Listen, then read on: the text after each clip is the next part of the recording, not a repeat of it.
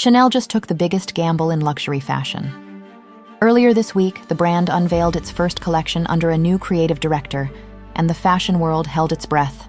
The Grand Palais glittered like a planetarium, the front row packed with Anna Wintour, major editors, and a few of Blazy's closest industry allies. Everyone wanted to see if Matthieu Blazy could pull off the impossible, stepping into the shoes of Karl Lagerfeld. But here's the question almost no one is asking. What if this is the wrong move? Chanel isn't just another fashion house. It's an $18 billion empire, one of the last privately owned giants, controlled by the Wertheimer family since the 1920s. And for the first time in more than a century, it feels vulnerable. Since Lagerfeld's death in 2019, a giant of the fashion world passed away today, Karl Lagerfeld. Chanel has been profitable but directionless. Virginie Viard kept the machine running, but the magic was gone. So the real question is, can Blazy save Chanel from irrelevance, or is this the beginning of the end?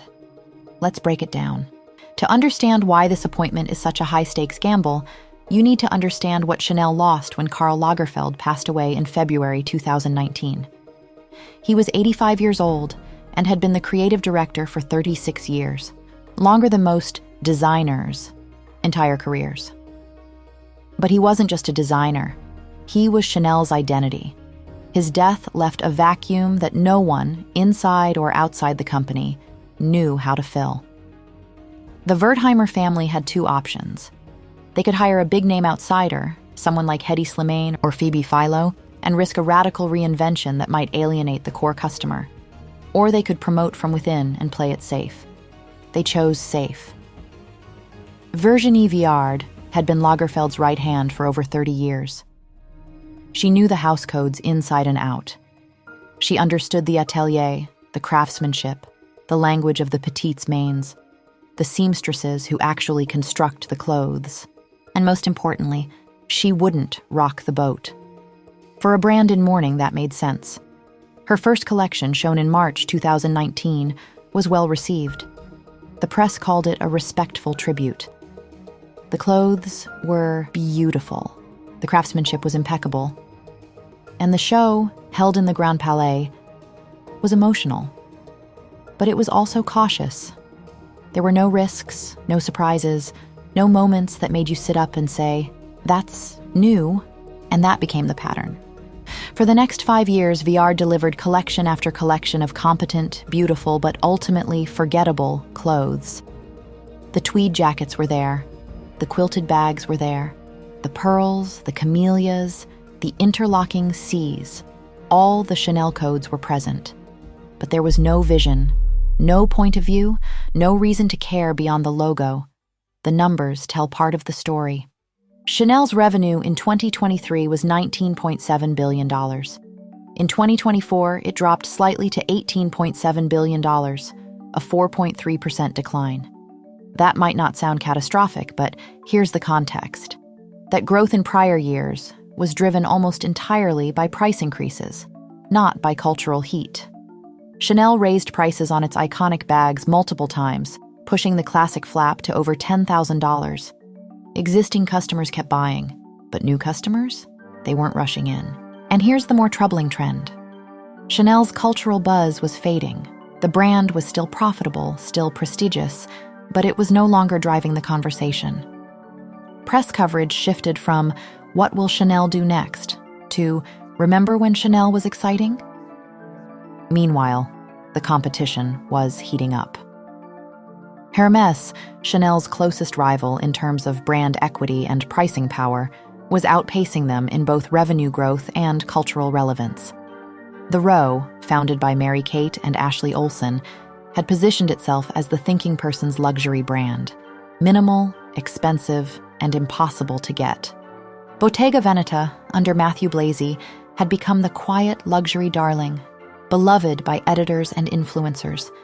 Even Gucci, which had been struggling under Alessandro Michele's maximalist vision, was stabilizing under new creative director Sabato De Sarno. The luxury market was more competitive than ever, and Chanel was losing ground, not in revenue, but in relevance. The Wertheimers knew they had to act. In June 2024, Virginie Viard quietly exited, and in December 2024, they made their choice: Matthieu Blazy. The announcement sent shockwaves through the industry. Blazy was talented, no question. But was he the right fit for Chanel? If you're not a fashion insider, you might not know the name Matthieu Blazy. But if you've been paying attention to luxury over the last 3 years, you know his work. Blazy was the creative director of Bottega Veneta from 2021 to 2024, and in that time, he turned the brand into one of the most critically acclaimed houses in fashion. His approach was the opposite of Lagerfeld's, where Karl was loud, theatrical, and prolific, designing 8 to 10 collections a year across Chanel, Fendi, and his own label. Blazy was quiet, meticulous, and restrained. He didn't chase trends. He didn't court celebrities with big collaborations. He just made beautiful, thoughtful clothes. His Bottega shows were masterclasses in craft: hand-stitched leather, architectural tailoring, a color palette that felt both modern and timeless: dusty pinks, mossy greens, soft grays. The fashion press loved him. Vogue called him the thinking person's designer. The business of fashion named him one of the 500 most influential people in fashion. His clothes were worn by Rihanna, Zendaya, and Rosalia, not because he paid them, but because they genuinely loved the work. But here's the catch. Bottega is a much smaller brand than Chanel. It can afford to be niche, to cater to a small, discerning audience. Chanel can't. Chanel needs to sell to the mass affluent. It needs to be aspirational, not just exclusive. And that's a completely different challenge. And that's where the risk comes in. Chanel is not a quiet brand. It's built on bold gestures, iconic logos, and a very specific kind of French glamour. Coco Chanel invented the little black dress, the quilted handbag, and the idea that a woman could be chic without being uncomfortable. Karl Lagerfeld turned the runway into a spectacle, building life-size rockets, icebergs, and supermarkets for his shows. Chanel is about excess, about making a statement, about being unmistakably Chanel. Blazy, on the other hand, built his reputation on subtlety. His Bottega collections were about whisper-quiet luxury, the kind of clothes that only insiders would recognize as expensive. That works for Bottega, where the brand identity is literally when your own initials are enough. But Chanel? Chanel is the double C logo. It's the 2.55 bag. It's not subtle. It's not quiet. It's Chanel. So the question is, can Blazy adapt his aesthetic to fit Chanel's DNA? Or will he try to change Chanel to fit his vision? Either way, it's a risk. If he plays it too safe, he'll be another Virginie Viard, competent but forgettable. If he pushes too hard, he'll alienate the core customer base that keeps Chanel profitable. Here's what Chanel needs from Matthieu Blazy: innovation without alienation. They need him to make Chanel feel fresh again, to bring back the cultural heat, to make people talk. But they also need him to respect the codes: the tweed jacket, the pearls, the quilted bag. These aren't just products. They're symbols. They're what Chanel customers pay for. The Wertheimers are betting that Blazy can walk that tightrope. They're betting that his craft-focused, intellectual approach will elevate Chanel without erasing it. They're betting that he can attract a younger customer, the 30-something professional who wants luxury that feels smart, not showy, without losing the loyal 60-something customer who's been buying Chanel for 40 years. But there's another layer to this. Chanel's core customer base is aging. If the brand can't connect with the next generation, its long-term cultural power is at risk. Blazy's job isn't just to design beautiful clothes, it's to make Chanel desirable to a new audience while keeping the old one engaged. That's an almost impossible balance. The truth is, Chanel has the money to survive almost anything, but not the luxury of irrelevance. The market is too crowded, and the conversation moves too fast.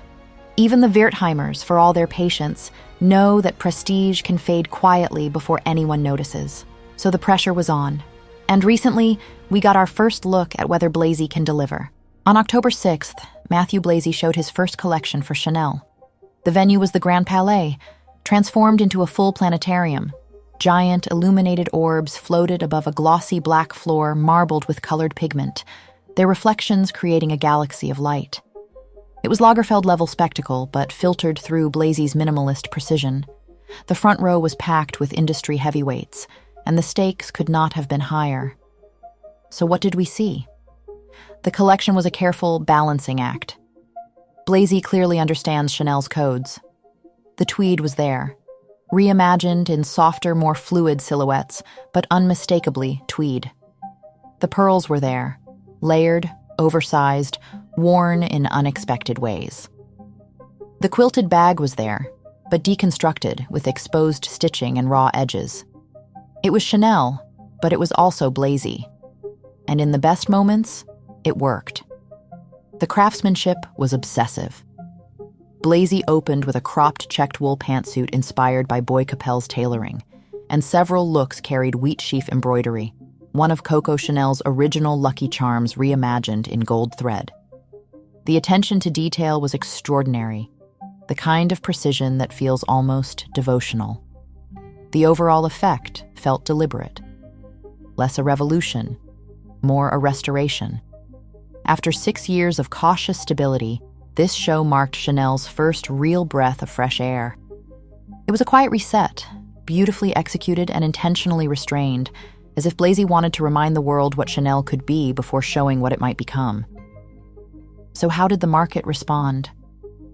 The press was largely positive, but not ecstatic.